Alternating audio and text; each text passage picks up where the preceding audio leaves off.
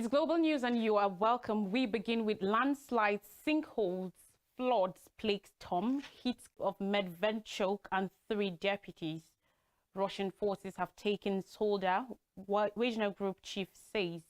Nicaraguan judge orders dissident bishop to stand trial. This and more stories coming your way. Response crews are busy clearing flooded neighborhoods and crumbled roadways after a powerful storm struck California with heavy downpours and strong winds, forcing thousands of evacuations, and another round of rain is on the way.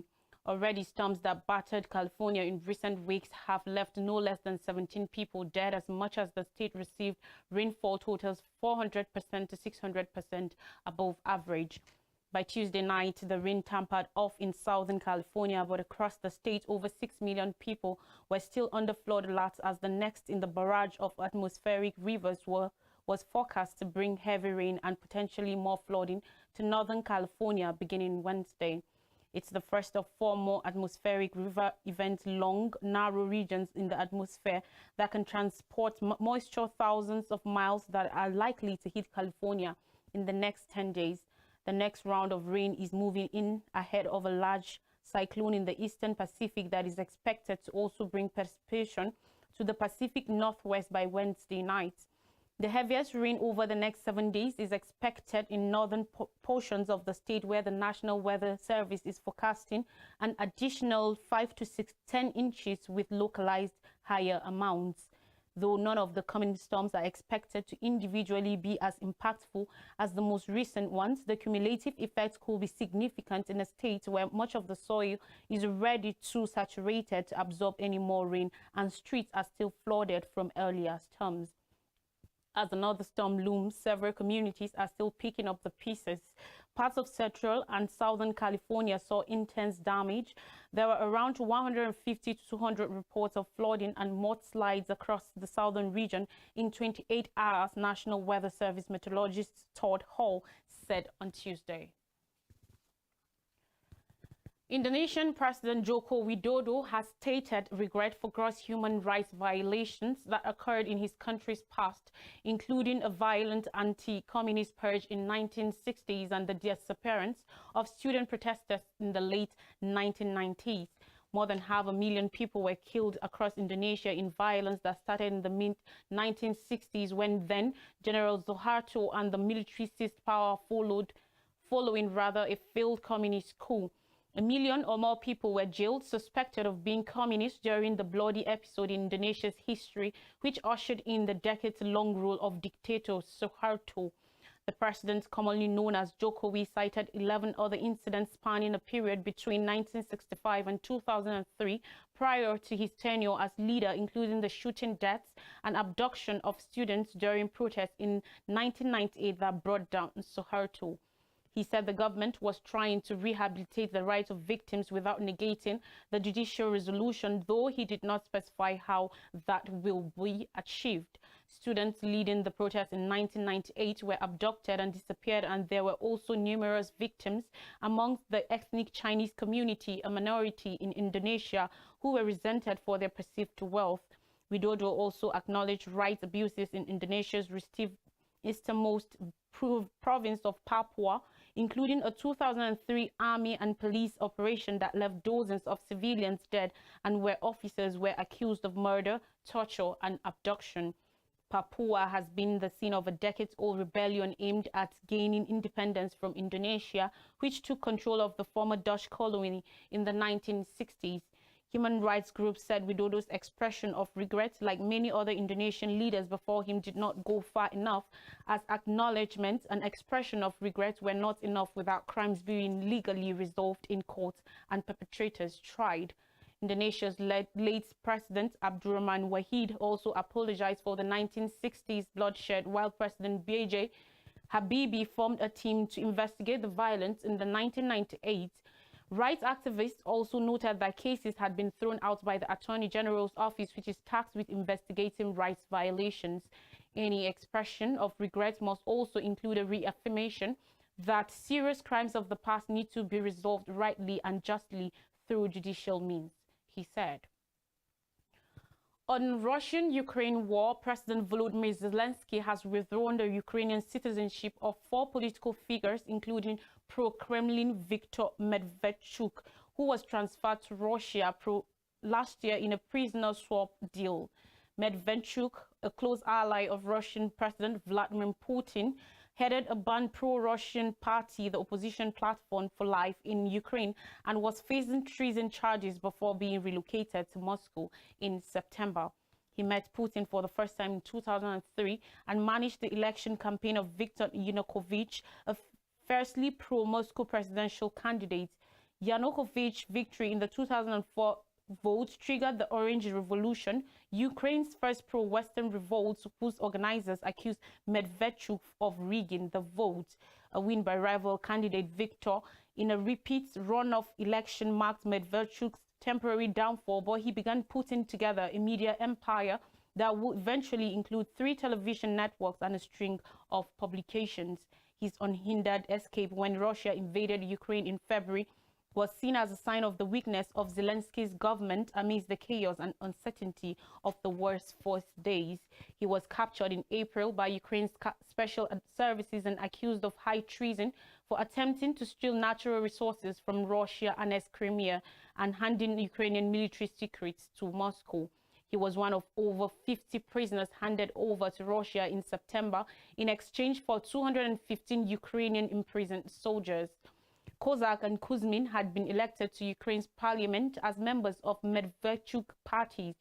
The United States imposed sanctions on Kozak, the owner of 3 TV channels, in January 2022 for the alleged spreading of Russian disinformation after Kyiv saw his arrest on treason charges. Ukraine also charged Kuzmin with high treason. The head of Russia's mercenary Wagner Group has claimed to have secured control of the salt mining town of Solidar in Ukraine's east, but uncertainty remains amidst persistent battles in the city center. Solidar has been the focus of days of intense fighting, as Russia has viewed it as crucial to its campaign for the nearby strategic city of Bakhmut and Ukraine's larger eastern Donbas region. It was not possible to verify the conditions on the ground, and Ukrainian officials have not commented on the situation. Solidar is about 15 kilometers 9 miles from Bakhmut, and its capture will have symbolic military and commercial value for Russia. According to reports later issued said the Wagner Group had taken over Solidar's salt mines following fierce fighting, while Prigozhin shared a photo of himself surrounded by his mercenaries in what he said was one of the mines. Still, the Institute for the Study of War, a Washington, D.C.-based think tank, expressed caution about the Russian claims. Ukrainian President Volodymyr Zelensky did not mention control of Solidar in his regular video address on Tuesday evening, when he repeated his call for more Western weapons, saying Russia was looking to intensify its military campaign. He did not give details, but Ukraine's defense ministry tweeted late Tuesday, even after suffering colossal losses, Russia is still maniacally trying to seize Solidar, home to the largest salt mine in Europe. Ukraine said earlier its forces was still holding on to positions in Solidar, withstanding assaults by wave after wave of Russian forces seeking their first battlefield victory in months. Seizing Solidar will be Russia's most substantial gain since August, after a series of humiliating retreats in the northeast and south in the second half of 2022. But any victory in Bakhmut will come at a huge cost, with soldiers from both sides having taken heavy losses in some of the most intense fighting since Russia invaded Ukraine on February 24th last year. Kyiv has released pictures in recent days showing what it says are numerous Russian soldiers strewn dead in muddy fields. Moscow says capturing Bakhmut will be a key step towards taking full control of Ukraine's Donetsk region, one of 4 provinces it claimed to have annexed 2 months ago. On Tuesday, a judge in Nicaragua has ruled that a Catholic bishop known for criticizing the government of President Daniel Ortega will stand trial on charges of conspiracy and spreading false information. Bishop Rolando Alvarez, who serves the inland diocese of Matagalpa, has been under house arrest since August in what international rights group consider an attempt to suppress objection. Ortega has a history of detaining members of the opposition and has previously attacked the Catholic Church as a perfect dictatorship, denouncing its priests as killers and coup plotters. Alvarez's arrest and prosecution come as part of a years-long crackdown following anti-government protests that erupted in April 2018 when student demonstrators took to the streets to denounce plans to cut pensions and raise taxes. The government arrested 1,614 people in the wake of those first demonstrations. According to the Inter-American Commission on Human Rights, another 328 were killed. Nicaragua's Catholic bishops tried to intercede as mediators during the conflict, helping to organize the first round of peace talks between Ortega's government and the opposition starting on May 16, 2018. But by the end of the month, the peace talks failed, with pro-government forces opening fire on protesters.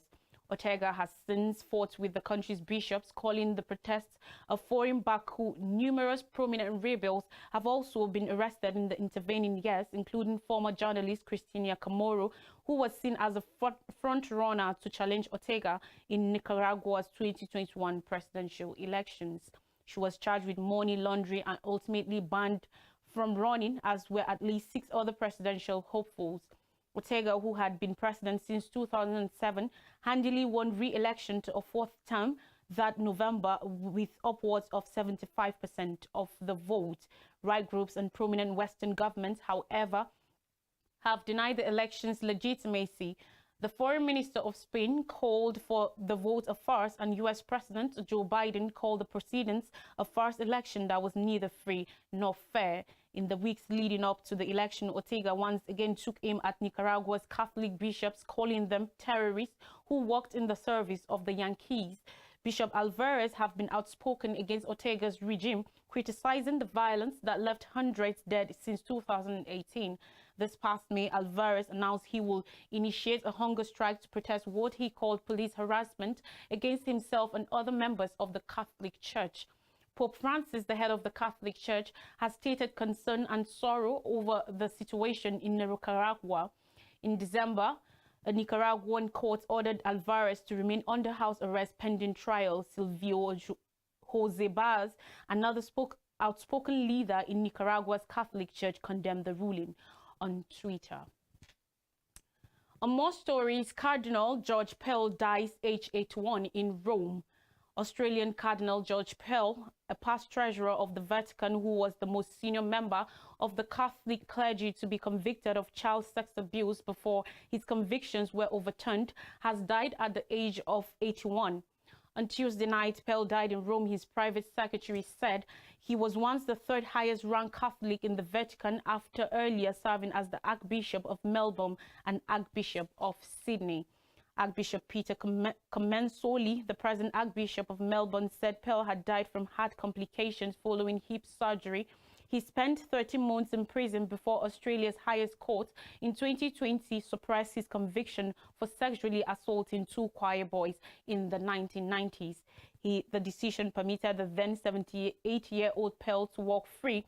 He was the most senior member of the church to be accused of historical sexual abuse in a scandal that rocked the Roman Catholic Church nationwide. Pell was the Vatican's economy minister from 2014 until he took leave of absence in 2017 to return to Australia to face the assault charges. He had been living in Rome since his acquittal and had numerous meetings with Pope Francis. He attended the funeral last week of Pope Benedict XVI.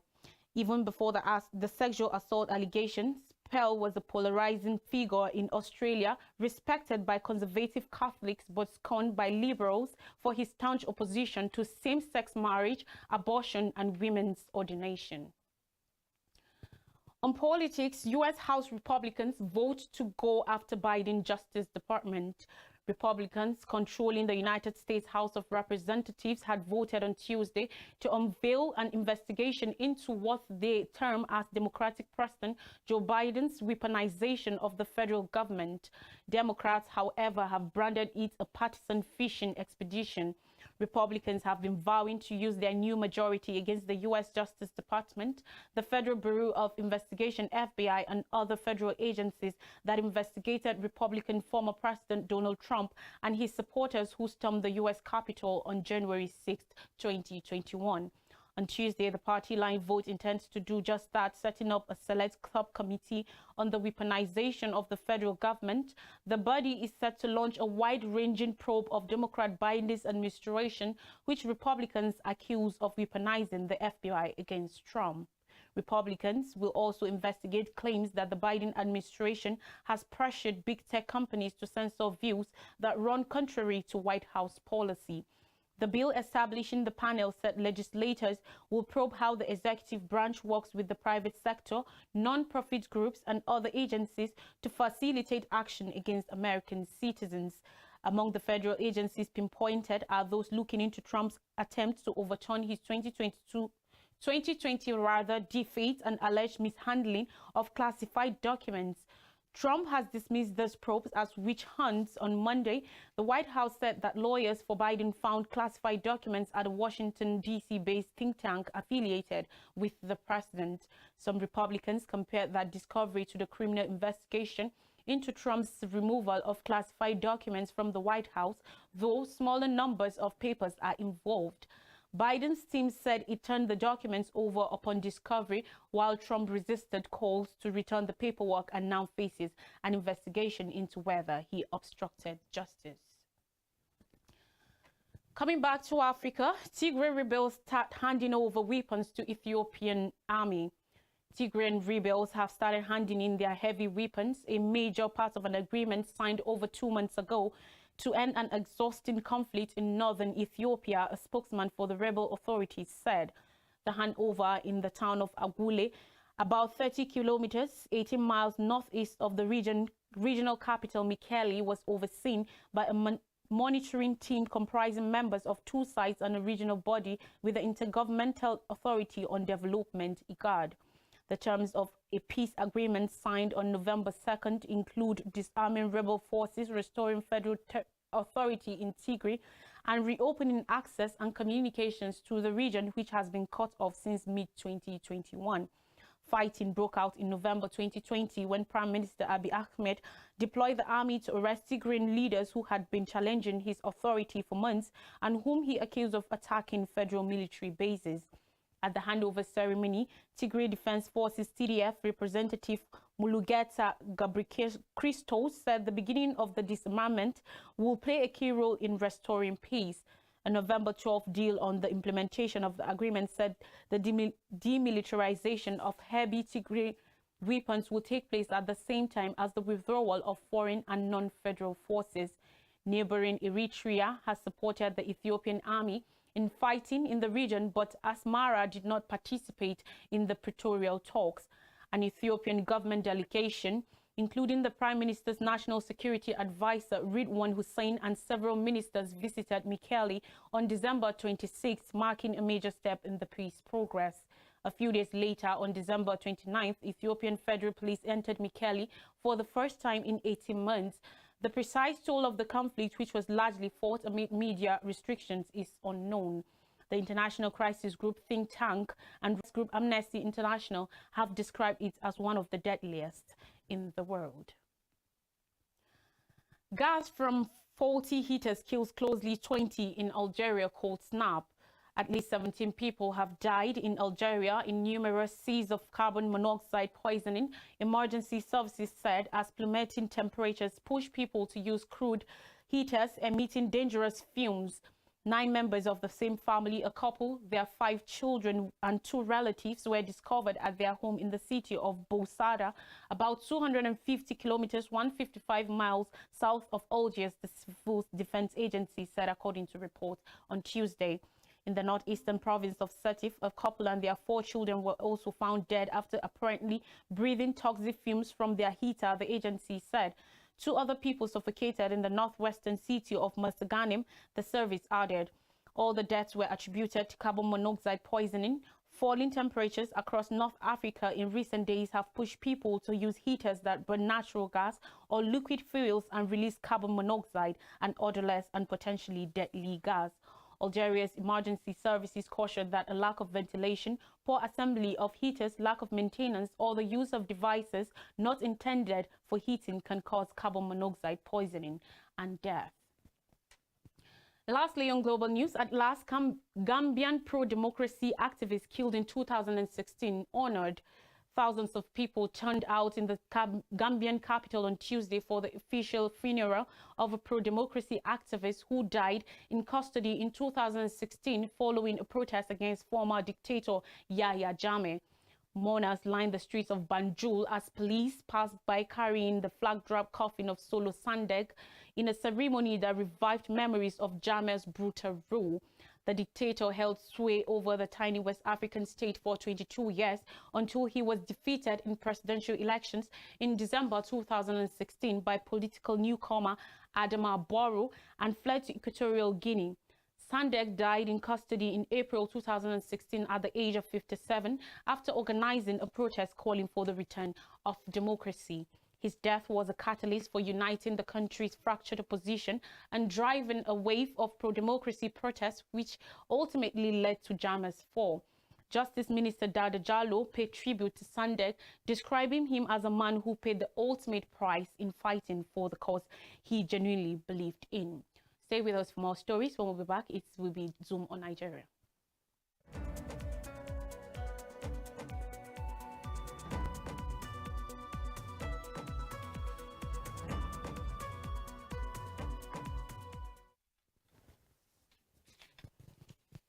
Welcome back. Zoom on Nigeria. We begin with, I can't be blackmailed over illicit enrichment, says Buhari.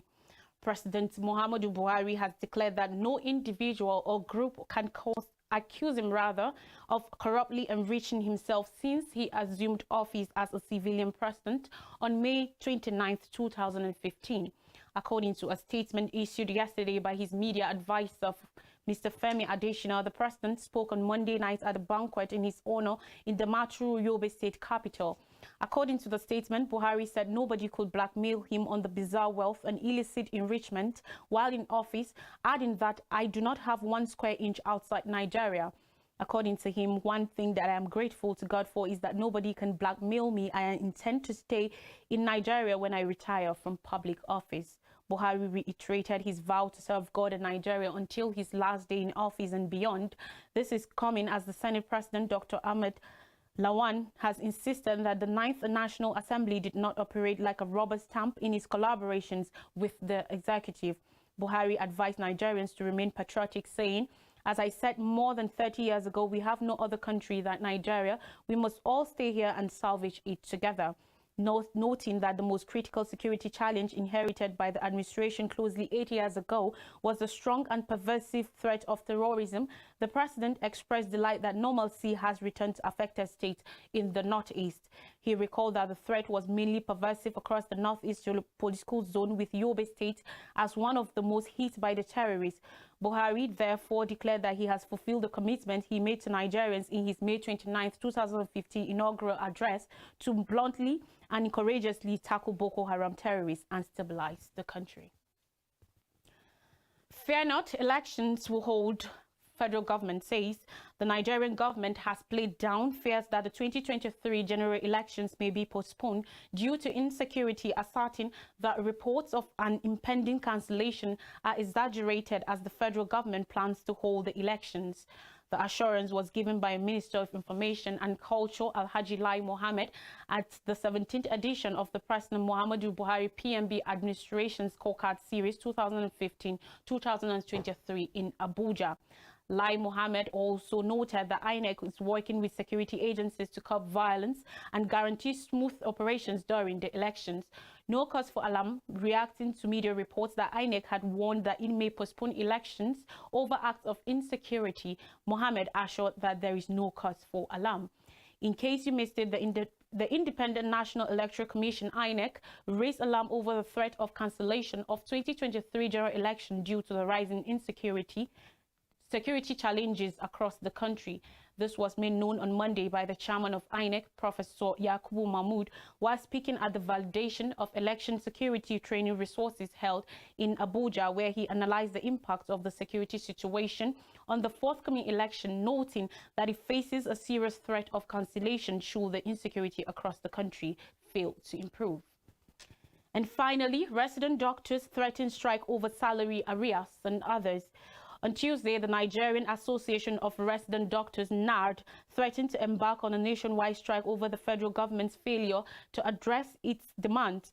The NARD disclosed this in a letter signed by its president, Innocent Orji, and addressed to the Minister of Health, Dr. Osagi Ahanyere.